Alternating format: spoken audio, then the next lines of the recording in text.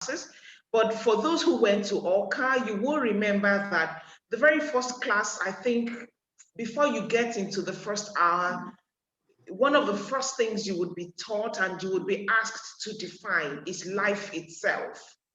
And, you know, Larry Elishola would say, what is life?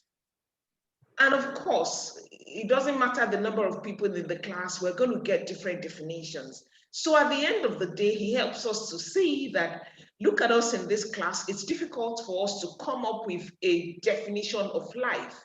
That's simply because life is different for every single one of us. In other words, there are certain things that we have to come up with. We have to come with that understanding that life is different for everybody, and as such, it will be difficult for you to come and have the solution for whoever you are coaching. Now, this particular competency too is one that embodies that whole mindset. It's the one that embodies the who, the being and the doing, you know, of the coach. This is more the one that really talks about the things that the person that the coach should be, the personality of the coach. Whereas the other, you know, it's like there are this updated competency mindset is really focused on 4 domains. And this second domain is where the coaching mindset sits, the embodying a coaching mindset sits. And it's the one that really does talk about the who of the coach. It talks about the being of the coach, the kind of person that a coach should be, and the kind of things that the coach should be actively doing as a result of that being while they're coaching. So let's go on. It promises to be a lovely night. We'll try not to take your time. There are 4 speakers, and each one of us should not be taking more than 15 minutes. So the first thing we would like to do, please help me move the slide. The first thing we would like to do is to define really what this competency is talking about. So when we say that it embodies the coaching mindset, we're looking at us, at a coach having to do everything necessary to be able to make him or herself someone that has an open mind, someone that is consistently curious, someone that is flexible, someone that is client-centered. If you can focus on these 4 things, then you will understand every single thing that we will be talking about this evening.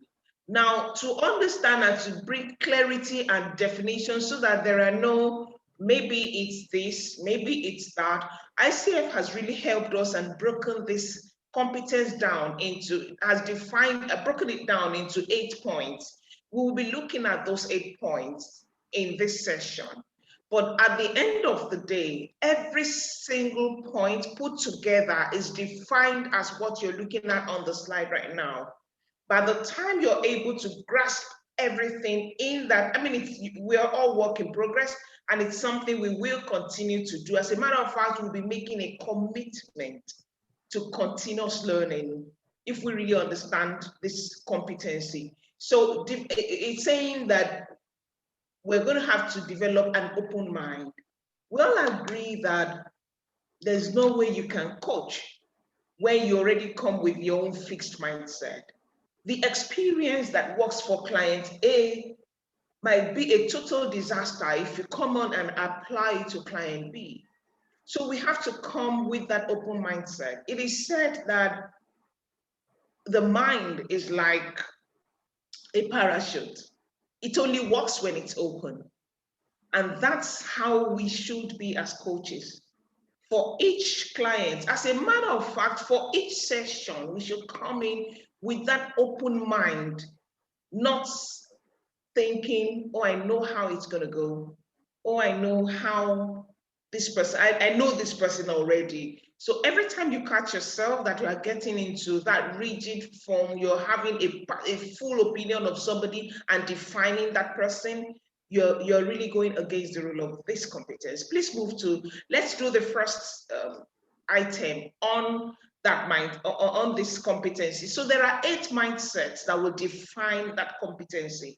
This competency that we're talking about, so the mindset of a coach, of a good coach, the first one of it is that you're going to have to acknowledge that clients are responsible for their own choices.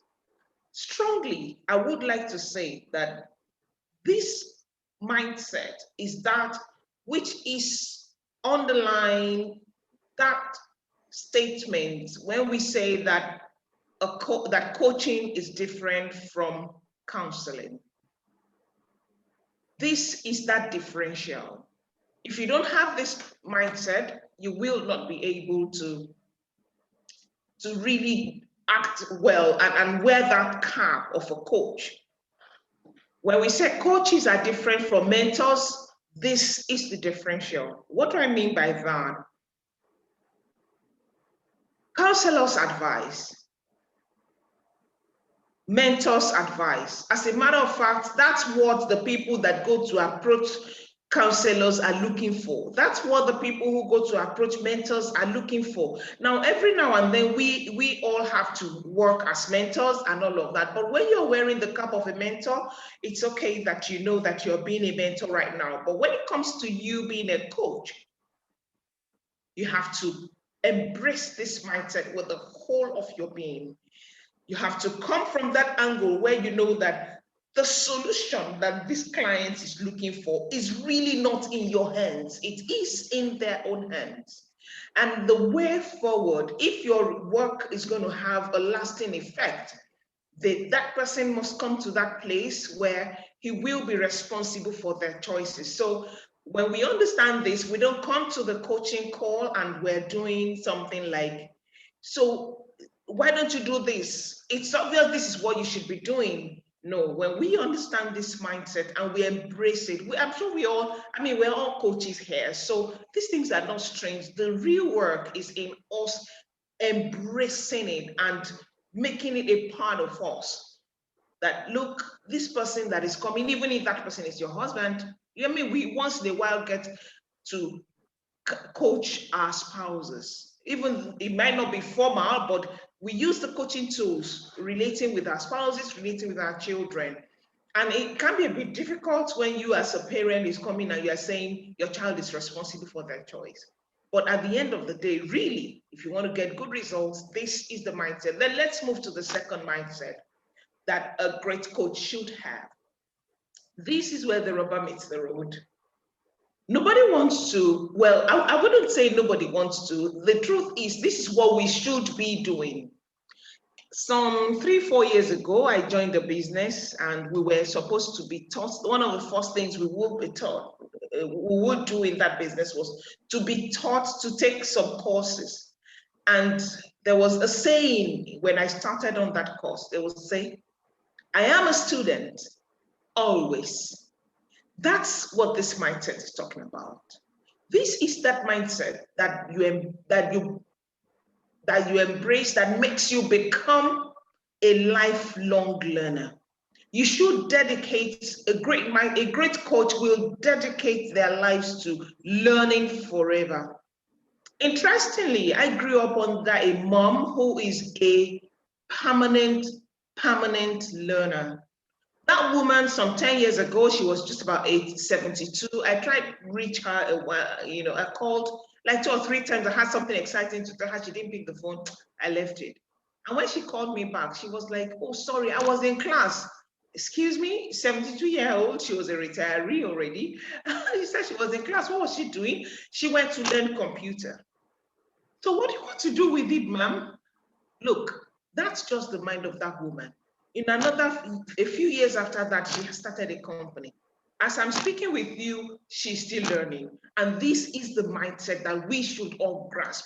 We should commit our lives to learning forever. Settle it in your heart that you're going to be a learner forever. Now, what that means when it really is that when you are with your client part-time, you are learning. You're not coming to the coaching call already made up that, yeah, I've got it. That's why the client is here. I know what it takes. I have all the solution and I know better than that person. The truth is, in my own few years, I mean, I've got less than 100 hours of coaching.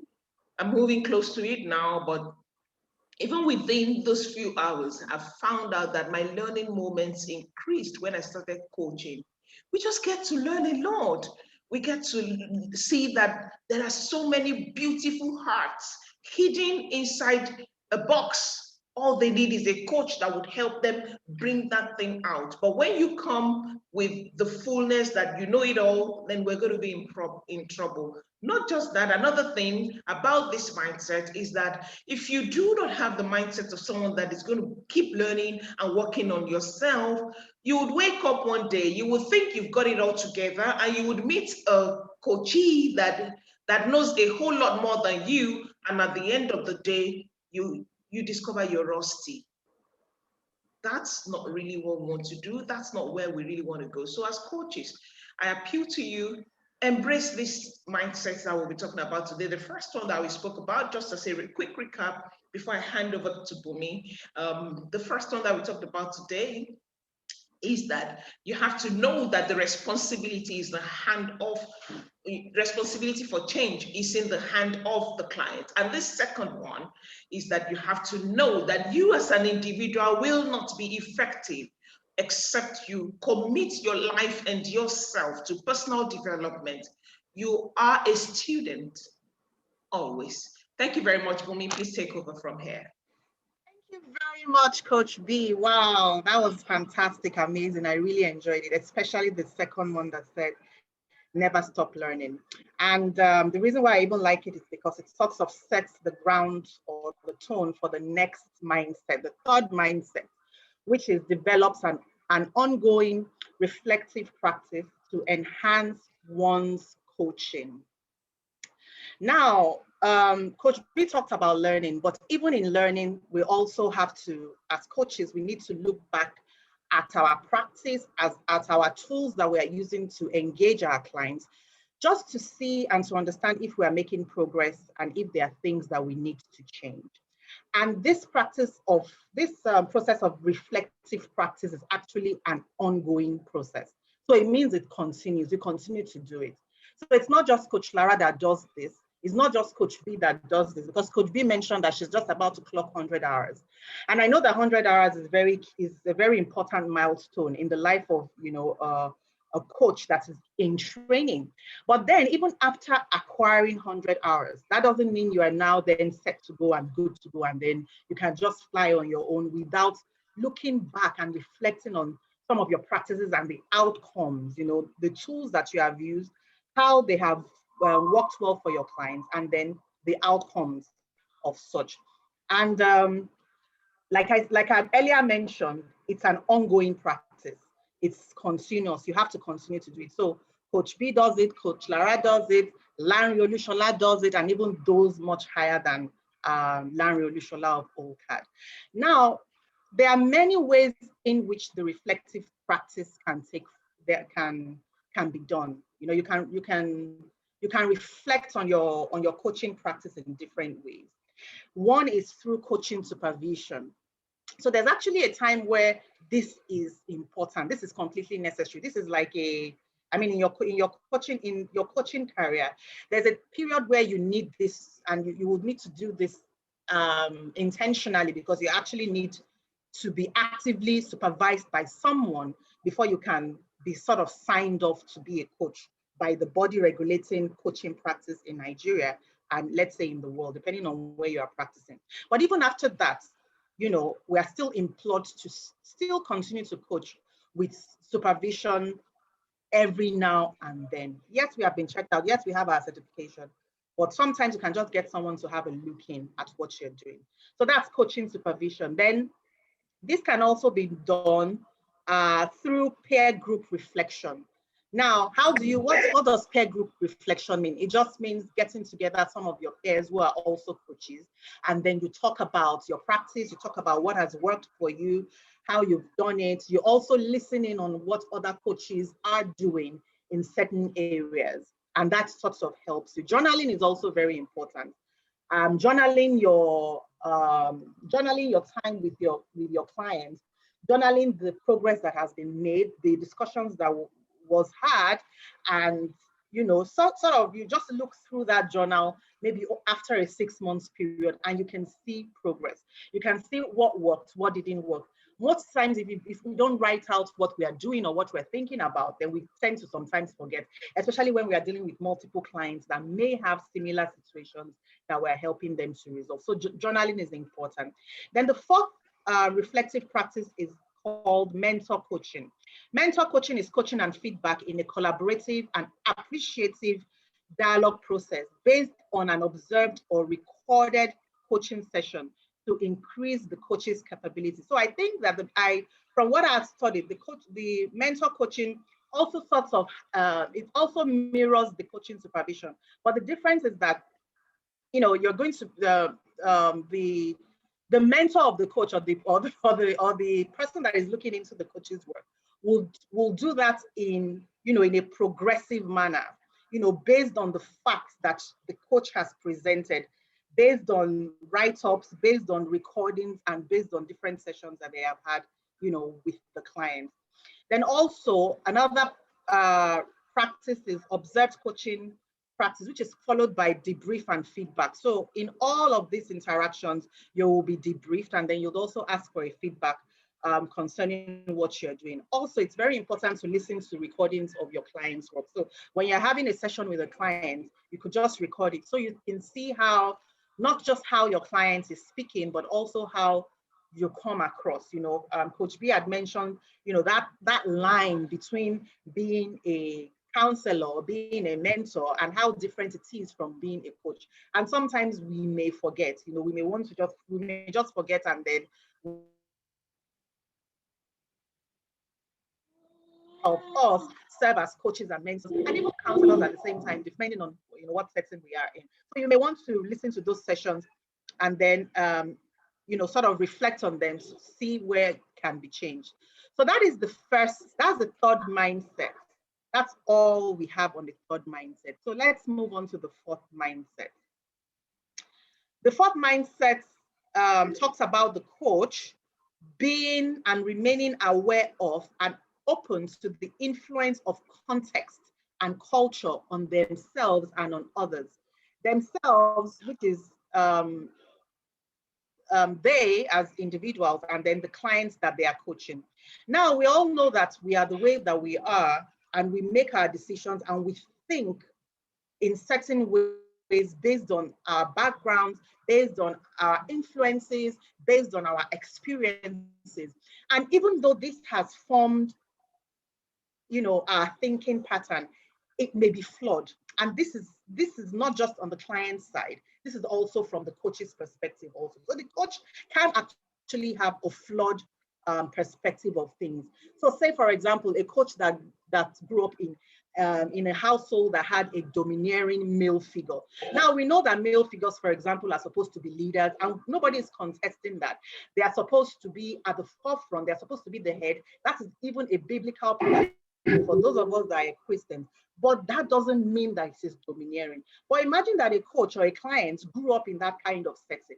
You can just imagine, except that thinking pattern has been corrected, they take that into the world. So every male figure, especially every male figure, be it their boss or their partners, their boyfriends, even their classmates, they will sort of accept dominance from them, and that is not correct. So this is just an example of a context or a thinking pattern or a belief system that is flawed because of the cultural norm or the context in which the client or the coach is coming from. So we as coaches, we're encouraged to be very much aware of this, to be encouraged to question this sort of mindset and this influence and change them, not just for ourselves, but for the clients that we serve as well.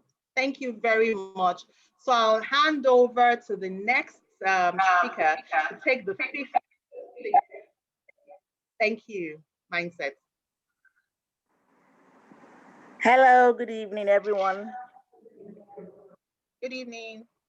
Okay, permit me to go off the camera. Okay, so we're taking our two next. And because thank you of so my much, babies at home. Bumi. Fantastic job. Awesome, awesome. Honestly Thank speaking, while listening to you, I felt like I was in coaching school. Thank you so much. That was deep and that was inspiring. Yeah, Bumi and Thank Coach you. B, really Thank you. fantastic. Okay, so our Thank you fifth so much. mindset. Thank you. Our fifth mindset is a great coach uses awareness of self and one's intuition to benefit clients. Now, what this suggests is that as a coach, you absolutely have to be self-aware. If you are not self-aware, how then can you come into a space where you can help another person to become self-aware? A coach has to be able to understand, the dynamics that goes into psychology, why we think the way we think, why we act the way we act, to be able to lead another person to understand himself and his circumstances better.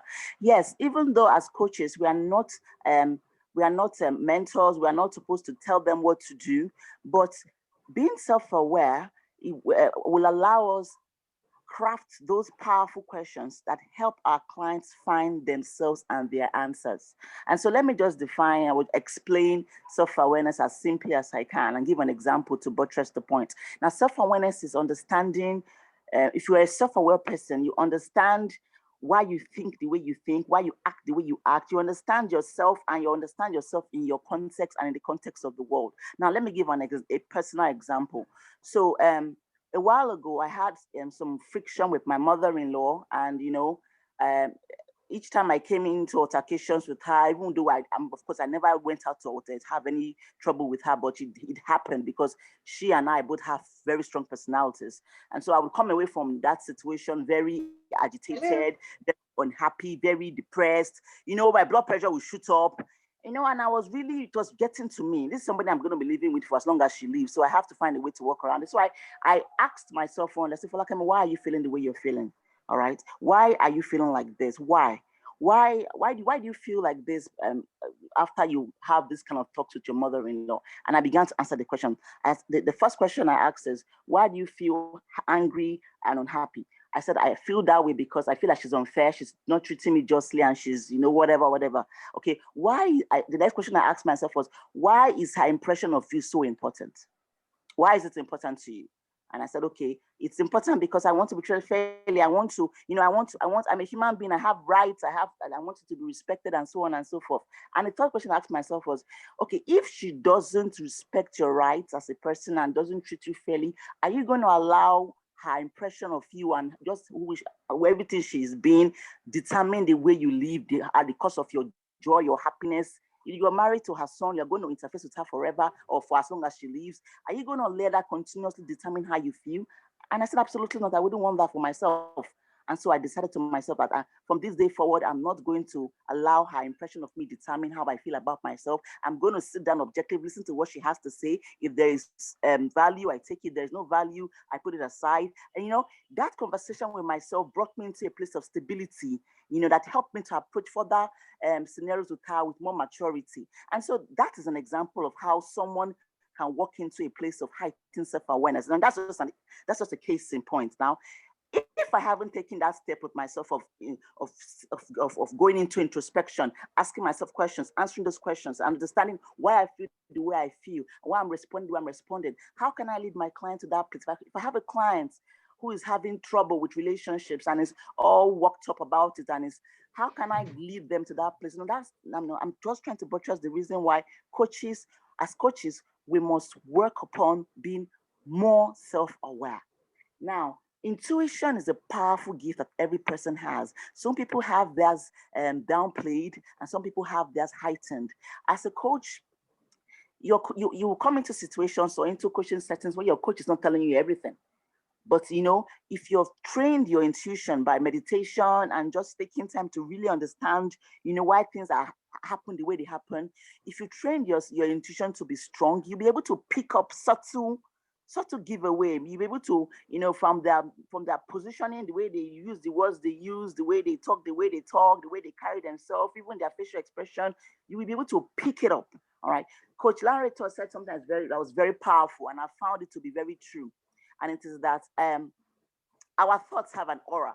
So if you are a coach with heightened intuition, you're able to pick up on your aura, the aura of your coachee, and you're able to use that intuition to press deeper into the burning issues and get to a more a better outcome. And so let me summarize on this point. A coach must necessarily be a self-aware person. You cannot be somebody who's just floating through life and just, you cannot be successful. You'll be a charlatan, all right? You have to work upon being more intuitive so that you can deploy all those six senses that God has endowed us with and make a great coaching practice.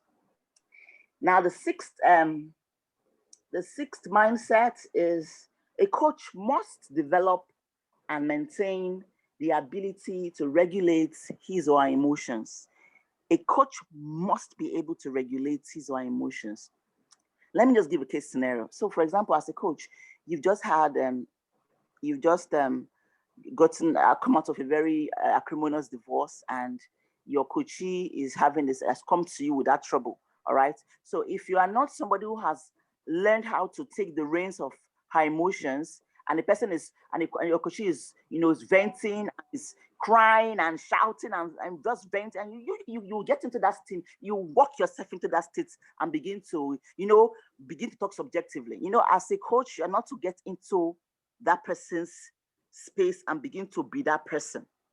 You must be able to stand apart and help the person see what they are not saying. Now, Coach Larry said something that was very powerful. He said, if you do not train yourself at the beginning of your practice, you'd find that coaching sessions can be very draining, very exhausting. That's because people tend to, auras are transferable. Auras are transferable. You can transfer emotions. Emotions are highly transferable. They're infectious. So you can easily pick on the emotion of your coachee if you've not learned how to recognize what's going on and adjust yourself and regulate yourself.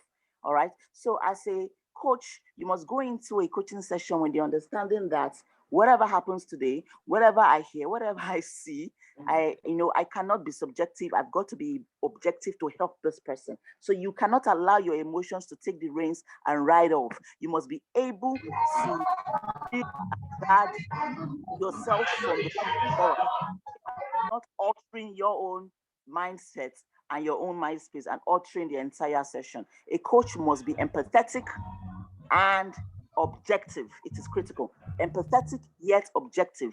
It's only in objectivity that we can be true professionals. All right, so I'm going to stop here and hand over to Evelyn, Coach Evelyn.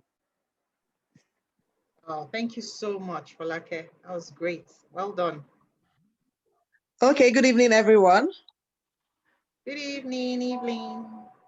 Hi, Lara. Okay, so let me quickly correct. I'm not here to coach, but I'm hoping I'll be able to do justice to this. So as much as I'm looking forward to it, I'm not here to coach. So let me just say I'm coaching in the making, or rather in the waiting. Okay, so we'll be talking about, hello? We can hear you. Hi, we can hear you. Please go on. Okay, so we'll be talking about the coach mindset. And everybody have done justice so far, and I'm even seeing reason why I should really key into this and look at my own journey of becoming a coach soon, because it's been so exciting, and I believe everyone that has spoken so far are all coaches.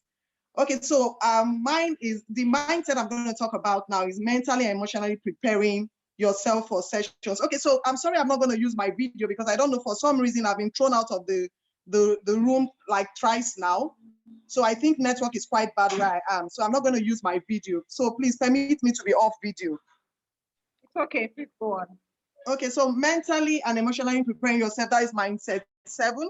So basically, as a coach, you should be able to prepare yourself for your session. You should know how to prepare yourself. So you are a coach does not mean you have to see 100 people in a day. So for everybody you are trying to see, how prepared are you? Because I mean, you are dealing with people and you should be able to give them maximum satisfaction, as in whatever it is you are dealing with, you should be able to know that, okay, whatever I'm giving to client A is the same energy I'm going to use as spend for client B. So you as a coach, you should be able to prepare yourself mentally and emotionally. So you have different way of doing this. Some people might decide to take a long walk. You know, some people might decide to meditate. It depends on whatever it is you are trying to do. But at the end of the day, how prepared are you to ensure that whoever you are dealing with, you are giving them your best? You know, so basically that's what the mindset of preparing yourself mentally and emotionally. Now, when you are doing that, it's not just, okay, I'm ready for this client. What you need to also understand is, when there are some people, they are morning people. I can say I'm a morning person because when I get to the office in the morning, I can decide to do all the things I have to do for the day, because I tend to be very active that in the mornings. So you have different people and the time they are active. So you should be able to know which time works for you. And with that, you should be able to, you know, schedule your clients that period when you feel you are more active. So basically, I think that's what the emotional and preparing yourself emotionally and mentally is talking about, you know, so that you can give your best, basically. Hello? Awesome. Awesome. Okay. I hope I'm doing justice. So I'm not a coach. I've never been to any coaching section in my life. I'm actually taking down notes as you are talking. So You are doing remarkable. You are doing remarkably well. Fantastic. So this is quite new, but I'm putting in my best. That's the whole lesson. That's the whole essence of teamwork. Everyone's hand has to be on the deck. Well done. Go on, go on. Mentally. Go and Evelyn, emotionally. go Evelyn. Thank you. So basically, that's what that is talking about, you know, and that takes us to the next one, which is seek help. The next mindset says seek help from outside sources when necessary. So basically, I would say we don't know it all. We see the way people ask questions every day, and that basically shows that life is a learning process for everybody. You should be able to know when it's time to seek for help. You should be able to know, okay, so this is not working. What is it? What is that thing? Because things are evolving every day, and trust me, we must not know it all. So there's no shame in asking for help, you know. So basically, this is what it's talking about. So you as a coach, you should also understand when it's time to seek for help. You cannot say, oh, because I'm a coach, I should be able to know it all. That's why you have coaching support, coaching supervision. So all that put together should make you know when to reach out to people when the need arises. We should be able to maintain a mindset that is open, curious, and flexible. So basically, when it's time to seek for help as a coach, you should be aware that, okay, so this is not right. I should be able to ask somebody for assistance. I should be able to go outside my comfort zone to find out, you know, ideas. So basically, I think that's what that is talking about. So basically, in life, as individuals, we all need that assistance once in a while. And I think that's what this mindset is talking about. When you should be aware when you really need to seek for help, basically. So that's all from me. Thank you.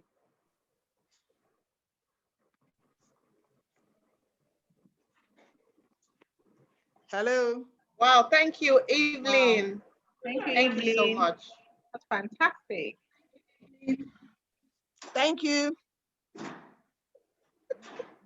There's a comment in the chat room from Mary. You actually speak with so much confidence, Yeah, like a coach.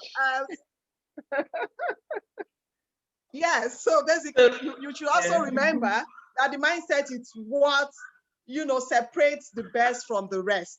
Okay, so with the mindset of a coach, you should be able to prepare and get everything sorted out. So basically, that's what this is talking about. Thank you. Thank you. Thank you, Team 2. Go, Team 2. Go, go, go, go, go, go, go. Okay. Coach B. So we are waiting for questions. Question time. Yes, question and answer time. Yeah, Okay. yeah. So the floor is open. You're also welcome, please. Other people have yes, thoughts, Yes. additions, really, so that we can all learn from one another. It's part of the mindset we're talking about. Absolutely. Absolutely. I mean, that's the whole essence of the team coaching knowledge exchange session, for us to share knowledge and idea. No one knows it all. We're all here to learn from one another. So, comments, questions from anyone in the house?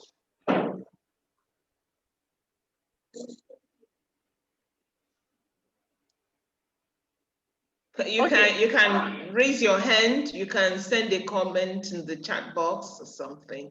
Okay, yeah. Thank you. So we have a question in the chat box from Omolola. Please, where does mindfulness, active listening, and proper observation come into play as a coach?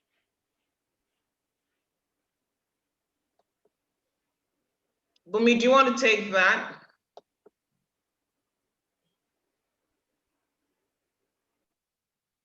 Has Leslie arrived, please? Is Leslie here? No, it's not. No, it hasn't. Okay. All right. So let's look. I'll put it in the context of what we're talking about today. There's a whole lot that one can talk about when we're saying mindfulness and when we're saying active listening, proper observation. All of these things are tools that have to come into play as a coach before, during, and even after the session. For example, if you were preparing for a coaching session, remember when we're talking about the mindsets and all that, if you're preparing for a coaching session and your mind strays off, maybe it's a session you've already started, you've done session 1, this is session 2, and you're already like, look, this guy has issues and all of that. Or you're trying to work on yourself while preparing for that session. If your mind takes you into an example of someone you had coached before who didn't end well and whose case is a bit similar to this, that can actually it can reduce the impact you're going to have. It can reduce your being open to the session you're preparing for. So mindfulness, for example, then comes into, you're preparing right now. Once that thought comes to your mind, oh, this person's case is a lot like Alex's case, you say to yourself again, come on, I'm dealing with Fola here. This is not Alex. You bring yourself back. That's mindfulness. That's presence of mind. When you are then active listening, when you get into the session, this active listening thing is a big deal. Unfortunately, we have not been taught to listen in Nigeria. Well, I think a whole lot of places we have not been taught to listen. We only have been, we think hearing and listening are the same thing, yet they're two different worlds. People attend trainings for listening, but not, I don't know how many people here have gone to pay for a listening course in the past. Active listening comes into play because if you're listening to somebody who is speaking with you and you're already having answers to give back, you're going to lose out on the in-between the line content of what that person is giving to you.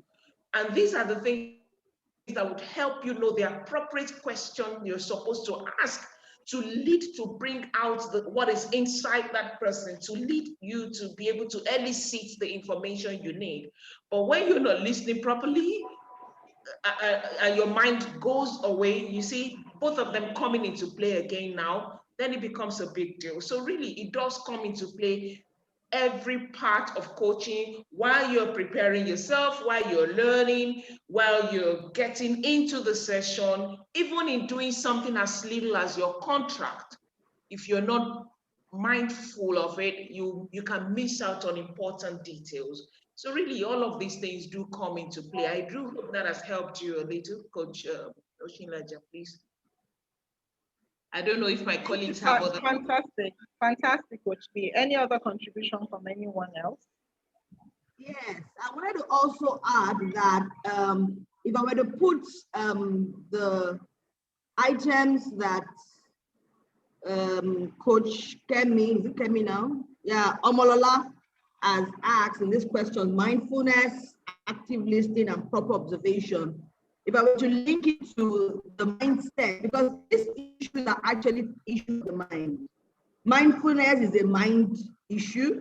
Listening actively is a mind issue, is a mindset, is a conditioning, is an attitude of the mind, you know. And even observation is not just about our eyes, but our mind, you know. So all these are mind issues. And so it sits very strongly in this coaching mindset that we're sharing today. So if you look at mindset 3, it says developing an ongoing reflective practice. And that is a lot about, if you're going to be reflective, you're going to have to do a lot of observation. So that ongoing reflection and observation and checking, you know, it's one of the mindset that we should embrace. Another mindset that speaks to what the question is mindset 6, that says the coach, a great coach, develops and maintains the ability to regulate their emotions. And that's being mindful. Being mindful is being present, is being aware, is staying in that position where you are living in the present. And in living in the present, it means that you decide, you choose, you regulate your emotions, you know, at that particular time, and not allow any other influences, you know, outside of you to control or determine your mind, the state of your mind at the time. So I just said to put that out and to just bring into the context of what we shared today. Thank you. Fantastic. Thank you so much. Thank you, Tosi, for that. We have another question from Amalola. As a coach, there is always a struggle not to move into a consultant or therapist mode, such that you want to even offer advice. What will you recommend to help avoid the situation? Now, for this also relates to mine, because sometimes you are coaching people and you have an experience already, maybe quite similar to what you're coaching them all about, or maybe you have another experience from another coachee or client as well, quite similar to them. And sometimes you might be tempted to sort of relate or bring on board that experience. I think Coach B mentioned it at first when she was trying to differentiate difference between a counselor, a mentor, and a coach. Well, how do we really get into a state whereby we avoid becoming consultants or therapists while we are coaching? Okay, so I'd like to say something. Okay, Bumi. Okay, yeah. I think it's very important for us to understand that for every practice, there are tenets to it.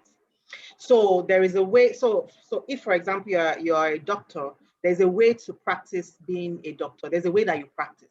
The same thing goes for if you're a HR practitioner or you're an accountant, you know, there are set ways, there are set ways in which you go about your practice that is detailed. And that's why there's a body that regulates, you know, these practices. And there's also a body that regulates coaching. Now, why it is different from coaching is because coaching is, and that's also why a lot of people now call themselves coaches, because it just seems like, JB is just to advise people, you know, but it's more than that. It's not just to advise people and talk to people. It's more than that. There are set tools, there are frameworks that, there are body of knowledge that people have done over many years, you know, to teach us the best way to do this. Now, I do understand the question, and I do also understand the temptation for you to want to give advice because you've done it, it works for you. But remember that with coaching, you always want to come off as not losing the sense of being a professional. If you're a coach and you keep giving examples of your experience and the experiences of others, you may, after some time, especially if you maintain that client for a very long time, lose that professionalism because there now comes in a lot of personal stories, you know, inside into your coaching sessions. So that's the one thing that I see. I think that with coaching, when you are coaching someone, it becomes unprofessional if you start to advise. But more than this, it's to understand, just like Coach B said, that the answer resides with the individual. And that is why your tailored coaching solutions for clients A will be different from client B. Remember, Coach B also said, what is life? That the very first question, I don't know if it was in this session or if it was in a voice note she sent. She said when she went for the OCAD training, the first session that they asked was, what is life? My definition of life will definitely be different from Lara's definition. It will be different from Coach B's definition. So in that event, the way we all will solve the same problem will be different. I'm not going to solve the same problem the way Lara did. I might not use the same way Lara did. I might pick some things from her, but I may not do it the same way. So understanding that the answer resides with the client and that the client has to dig deep within themselves through the probing questions, I think will really help us, not to jump the gun and start to counsel or start to mentor or start to list, the experiences of ourselves and of others. I don't know if somebody else has another perspective. Thank you so much, Bobby. That was spot on. Anyone else? I'd like to add, Falaka speaking, I'd like to add. Okay. This one. Okay, so I would like to make mention of what Coach Lanre said. As a coach, it was defined that you're not supposed to mentor or do any of the others, just to coach. But he did also mention that the goal of a coaching session is to help a client arrive at a place of resolution. It's an intervention that's supposed to help out.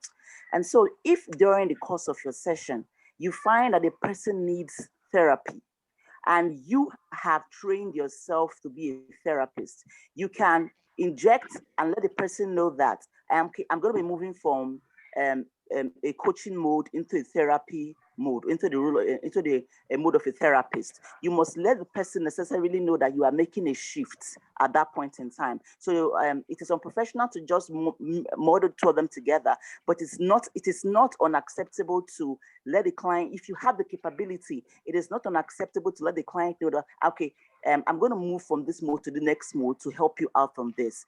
Or if you do not have, if you recognize that the person is therapy or consultancy or whatever, or mentorship, and you are not in that capacity to help, and you know someone who can, you can also recommend to the person, because at the end of the day, we don't want to leave our coaches hanging. We don't want to leave issues unresolved.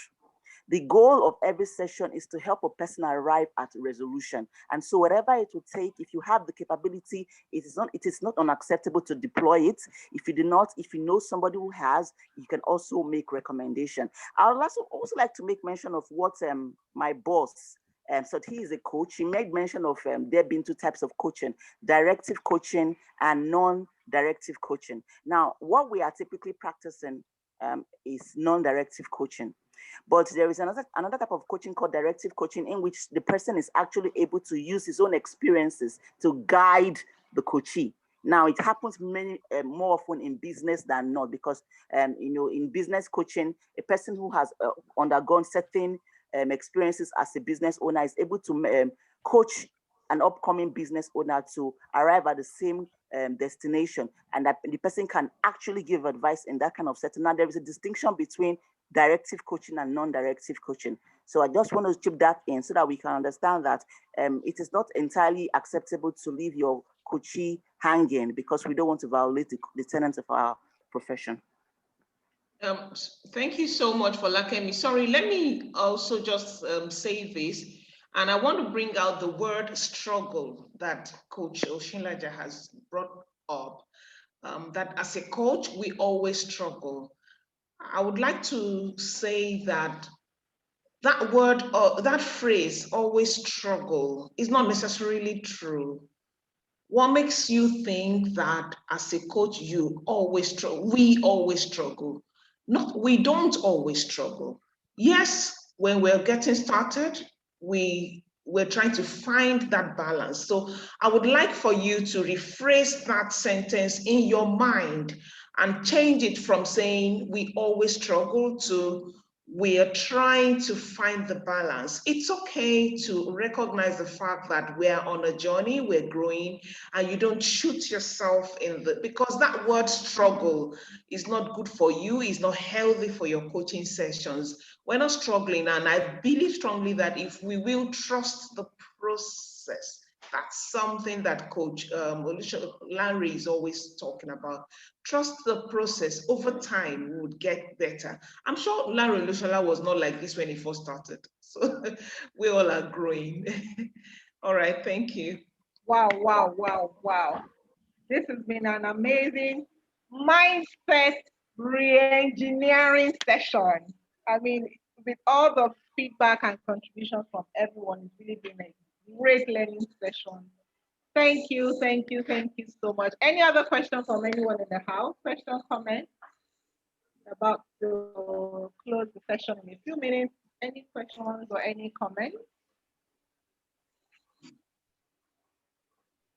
Okay, anyone else?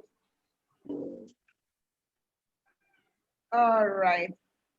So for me, I think more of a comment than a question for me. And let me first of all start by saying thank you so much to everyone in Team 2. I love your entire presentation, from the slides to the texture to the colors to the picture collection. Amazing. Thank you so much and well done. I also love the fact that from the delivery aspect as well, everyone was very clear. Everyone was able to articulate clearly what their points were.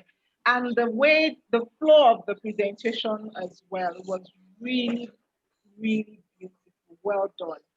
I'd just like to comment on what Folakemi had mentioned when she talked about our emotions are transferable. And we need to begin to look at emotions from an energy perspective. I mean, as coaches, we talk about mindset.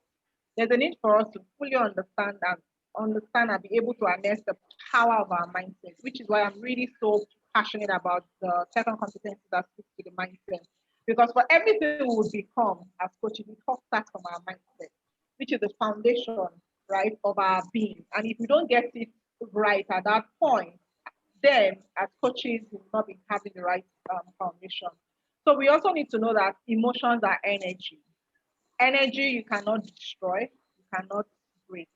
You can only convert energy from one mode to another mode, which is where the power of being self-aware and being able to manage and regulate your emotions come into play. When Falakem was talking about experience with our mother-in-law, I could really relate with that because I'm also in a very similar situation. Until very recently, I started saying to myself, I need to identify what my energy vampires, who are my energy vampires, and how do I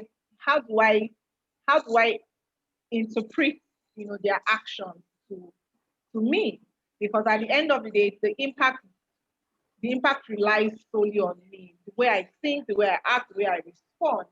And then at the end of the day, it all resides on me. So there's really power in us understanding our mindset, which is why today's series is really a fantastic one that speaks to coaching mindset.